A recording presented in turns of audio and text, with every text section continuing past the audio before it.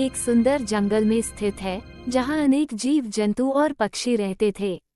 उस जंगल में एक छोटा सा गांव भी था, जहाँ लोग सुख शांति से जीवन बिता रहे थे।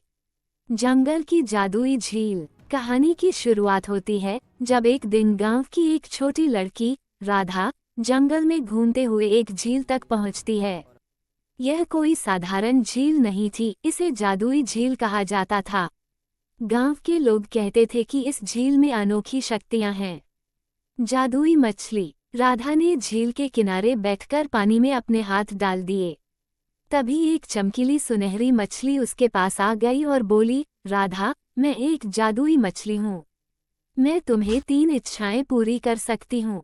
सोचो और बताओ तुम्हारी क्या इच्छा है। पहली इच्छा। राधा ने सोचा और कहा, मेरी पहली इच्छा है कि मेरे गांव में सभी लोग स्वस्थ और खुश रहें। मछली ने अपनी पूंछ हिलाई और बोली, तुम्हारी इच्छा पूरी होगी।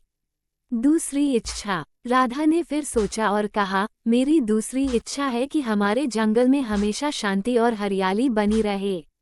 मछली ने फिर अपनी पूंछ हिलाई और कहा, तुम्हारी यह इच्छा भी पूरी होगी। तीसरी इच्छा। अब राधा ने अपनी तीसरी इच्छा सोचनी शुरू की। उसने सोचा कि वह अपनी तीसरी इच्छा को कुछ खास बनाएगी। थोड़ी देर बाद उसने कहा, मेरी तीसरी इच्छा है कि मैं इस झील की जादुई शक्तियों को हमेशा के लिए संजो कर रख सकूं, ताकि हर पीढ़ी को इसका लाभ मिल सके। मछली ने मुस्कुराते हुए कहा, ये बहुत समझदारी भरी इच्छा है। तुम्हारी यह इच्छा भी पूरी होगी।